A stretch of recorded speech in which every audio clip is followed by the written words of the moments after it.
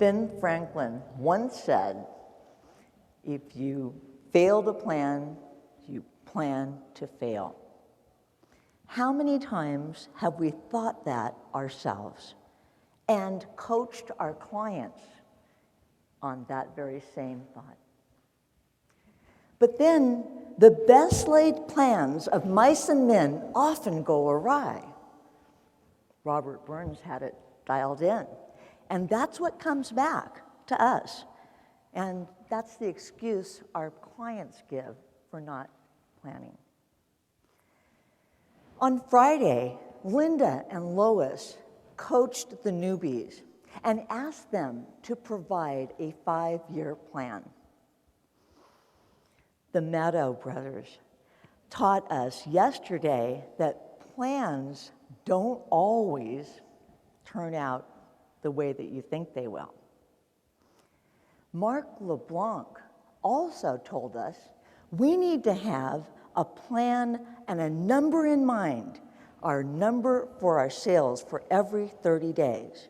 And he said, in the morning, ask yourself, what am I going to do to book my number? What's my plan? And at the end of the day, say to yourself, what did I do to accomplish my plan? Sometimes it's not the plan. Sometimes it's plan B. Dr. Stone told us at the end of the day that young entrepreneurs should look forward to going into their own business, but be prepared and plan for the terror of being an entrepreneurial person. Let me take you on a little trip where Plan B saved my life. It's a beautiful summer day, and my son Glenn calls me on the telephone and says, Mom, you and Dad have got to come to Eureka, California, and take a trip on my fishing boat. The salmon are hitting like crazy, and it's beautiful weather. Mike and I love to fish. We love the ocean. We're avid scuba divers, so we're at our best in the sea. We go to Eureka. We have our picnic lunch. We have our fishing poles. We have our bait. We get in my son's 18-foot fishing boat. And the fishing boat is different than the typical fishing boat that you might have experienced. It has a fish finder, so it tells you where the fish are. It has a GPS system, so you never get lost. It has downriggers, so it holds the fishing poles for you. It has a battery-operated motor to reel up the line. This is my idea of a wonderful day on the ocean. So we get in the boat, and we're ready to go. And my son, Glenn, does his pre-flight checklist. He makes sure that we're full of gas, and that the batteries are charged, and that there's bait in the bait bucket. We're on our way, and we're cruising out of the harbor in Eureka. And as we get closer to the breakwater, I look back at the shore, and I think to myself, what if the boat sinks? And then I push that thought out of my mind, because I'm a little bit of a worrywart. But I know my son has Plan B, so we're prepared. We get out to the breakwater, and the waves are breaking over the top of the rocks. And the swells are 3 to 4 feet, and it's challenging. Eureka has one of the most challenging bays to take a little fishing boat out and navigate through those swells. But we make it, and the water's splashing in the boat, and I'm getting wet, but that's okay. I'm looking forward to a great day on the water. We cruise along a little further, and we follow the fish finder to look for the salmon. And I'm noticing that my feet are wet. Now, I asked my son Glenn, is it okay that there's a little bit of water in the bottom of the boat? And he said, it's okay, don't worry about it. It comes in from the sides, it comes in from the bait bucket, not a problem. We get to our destination and we're fishing a while, no fish. We go to our next destination, and I notice that the water is not only covering my tennis shoes, but it's starting to creep up my calves. And I'm really getting worried now because I said to my son, Glenn, is this okay? We're taking on water. He looks at me and he says, this is not okay. And he hands me a bucket. And he says, bail. So I'm bailing and bailing and bailing. And as fast as I'm bailing the water out of the boat, it's coming back in. So my husband, Mike, grabs the bucket and he's bailing and bailing and bailing. No progress. Water's coming into the boat.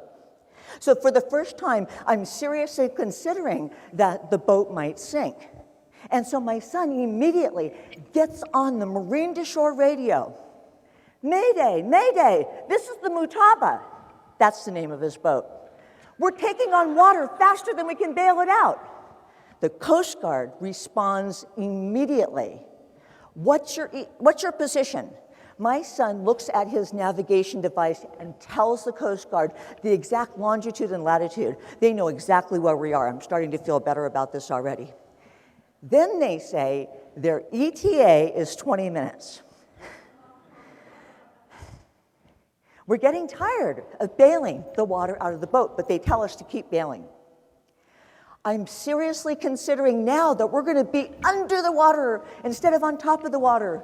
And my son pulls out Plan B, the life preservers. So I put on my life preserver, and I'm feeling pretty confident because when I'm swimming in a pool, I can actually float all day on my back.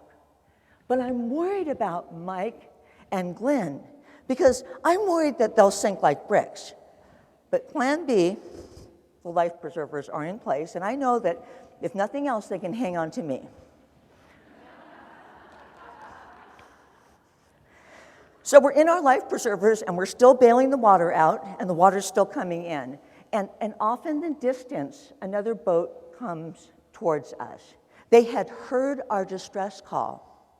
So they shored up along us, and I'm feeling pretty good because if the water starts to fill up the boat, we can just climb into the next one. Coast Guard arrives. Over the PA system announced that my husband Mike and I should get into the other fishing boat and we should make our way back to shore. Now, we're 2 miles off the coast of Eureka. It's 200 feet deep. I know that because the fish finder told me that. And I'm confident now that we're going to see my son Glenn back on the shore at the dock.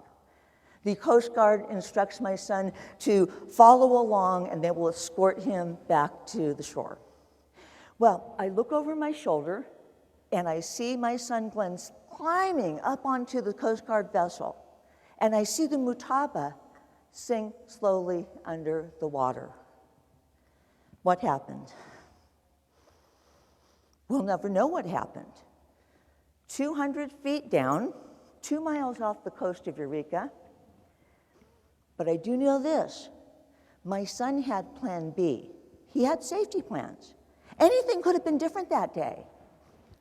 What if the Coast Guard was someplace else, rescuing another vessel far away? What if there were no fisher people on the ocean close by to hear our distress call? What if the battery was dead and the marine to shore radio didn't work?